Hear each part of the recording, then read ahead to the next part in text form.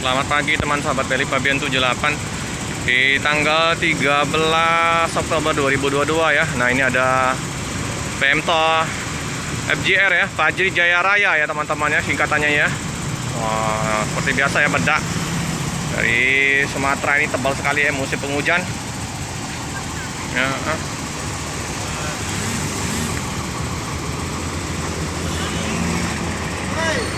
Ada Spiro Nauli ya. Oke, ini bus mau diberangkatkan nih teman-teman ya. Baru sampai mau liput, udah mau berangkat lagi nih teman-teman PMT. Pak, iya Pak, langsung berangkat. Iya Pak, hati-hati.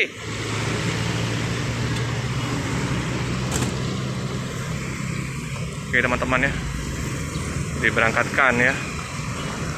Belum lama baru mau liput, baru nyebrang teman-teman, udah berangkat ya teman-teman ya. Gak apa, yang penting udah ketemu ya.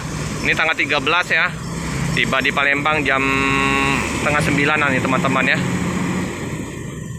Hati-hati di jalan, semoga selamat sampai di tujuan.